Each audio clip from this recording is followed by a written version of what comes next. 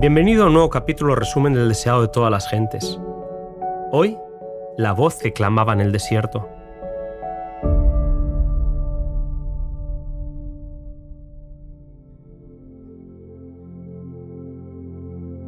Dios escogió una pareja de entre los fieles de Israel para ser los padres del que anunciaría la llegada de Jesús. Zacarías y Elizabeth eran justos delante de Dios. A él le tocaba el turno para servir en el templo aquella semana. Se requería que los sacerdotes de cada turno oficiasen 2 veces al año.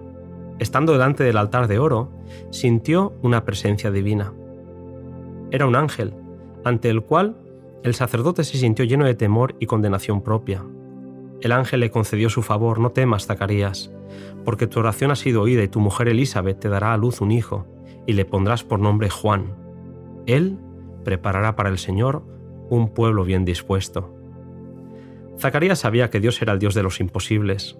Conocía la historia de Abraham con el nacimiento de su hijo Isaac. Pero a pesar de ello, el hombre dudó. El ángel Gabriel, que está delante de Dios, fue el mismo que vino a revelarle a Daniel el periodo profético que había de extenderse hasta la venida de Cristo.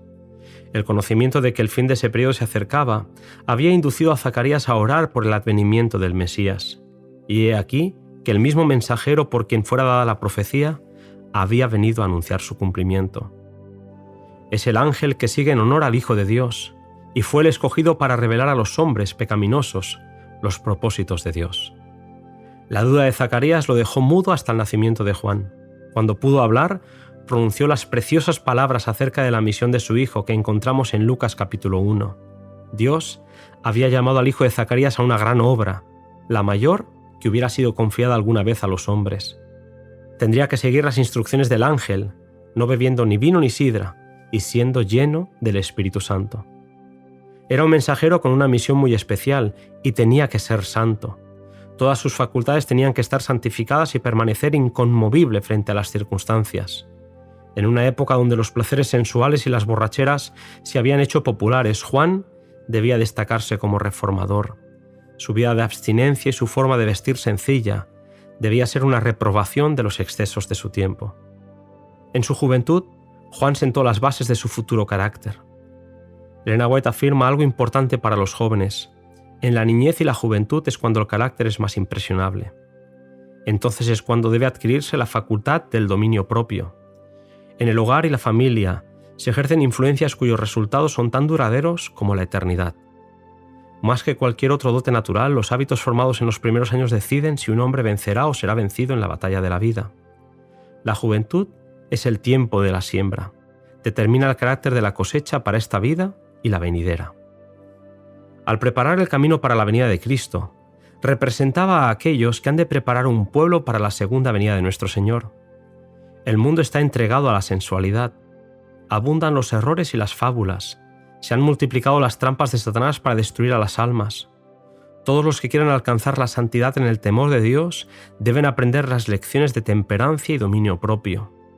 Las pasiones y los apetitos deben ser mantenidos sujetos a las facultades superiores de la mente.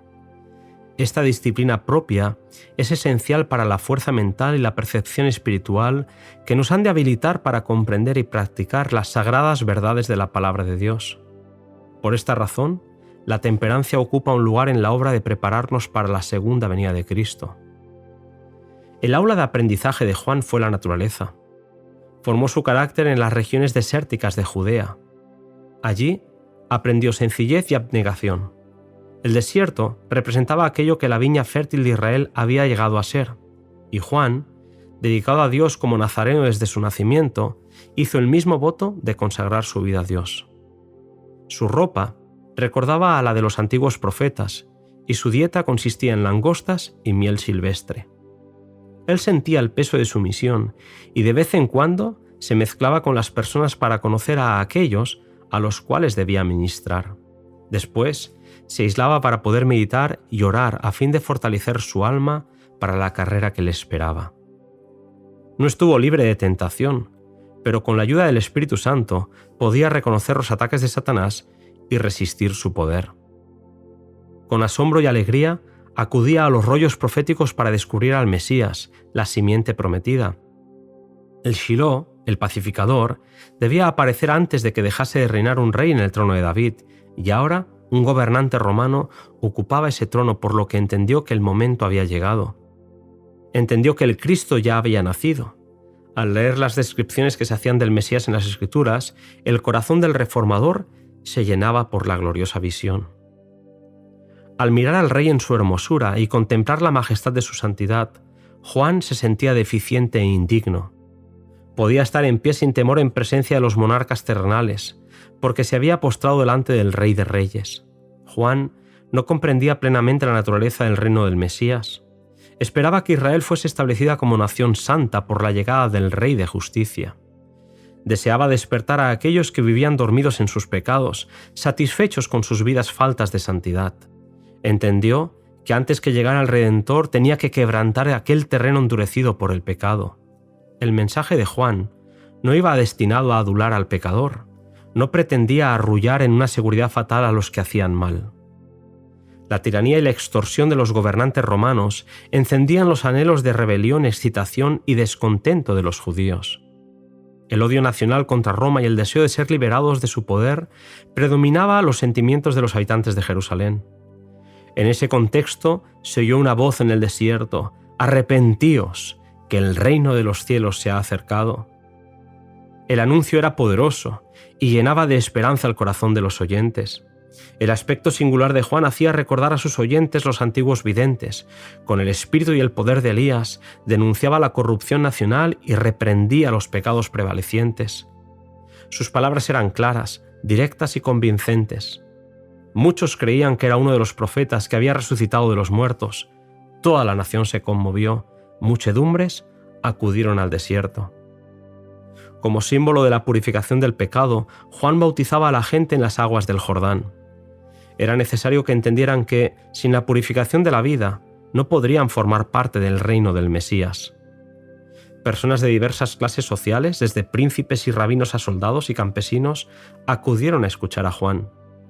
Muchos fueron inducidos a arrepentirse y recibieron el bautismo. El Espíritu Santo hizo comprender a Juan que muchos de los escribas y fariseos que vinieron a bautizarse no tenían verdadera convicción del pecado. Eran oportunistas.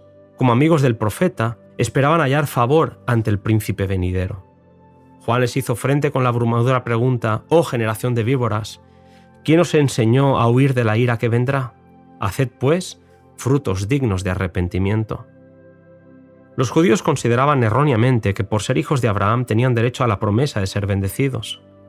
Habían olvidado que antes de hacer la promesa, había dicho: «Daré mi ley en sus entrañas y la escribiré en sus corazones, y yo seré a ellos por Dios, y ellos serán por pueblo, porque perdonaré la maldad de ellos, y no me acordaré más de su pecado». Jeremías capítulo 31.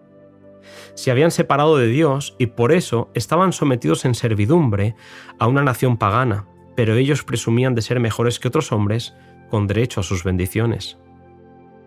Al hablar de las actitudes de los hijos de Israel en la época de Juan el Bautista, Elena White lo aplica a nuestros días y exclama: «¿Con cuánta frecuencia interpretamos erróneamente las bendiciones de Dios y presumimos de ser favorecidos a causa de alguna bondad nuestra?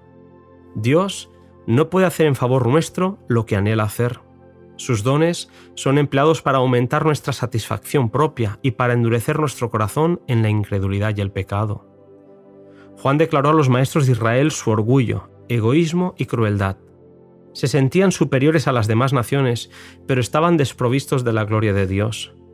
El profeta les declaró que no por su nombre, sino por sus frutos se determina el valor de un árbol. La profesión es inútil. Es el carácter y la vida lo que determina el tipo de pueblo que somos. Los que quieran formar parte del reino de Cristo han de dar evidencia de fe y de arrepentimiento. Las palabras de Juan resonaban con fuerza. En la vida de los creyentes debe notarse la bondad, la honradez y la fidelidad. En su vida, los seguidores de Cristo tienen que dar evidencia del poder transformador del Espíritu Santo.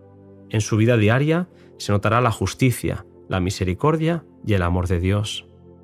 Juan anunció: «Yo a la verdad os bautizo en agua para arrepentimiento, pero el que viene tras de mí es más poderoso que yo, los zapatos del cual yo no soy digno de llevar. Él os bautizará en espíritu y en fuego». Jesús vino para eliminar el pecado. Si los hombres se aferran al pecado, llegan a identificarse con él. Entonces la gloria de Dios, que destruye el pecado, debe destruirlos a ellos también. Cristo estaba por presentarse para revelar el carácter de Dios. Su misma presencia haría manifiestos los pecados de los hombres.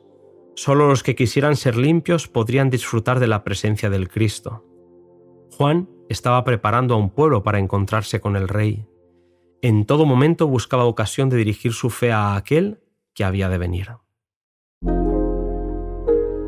Querido amigo, ya conocemos algo mejor a Juan. En el siguiente capítulo, este se encontrará con Jesús, que le hará una petición especial.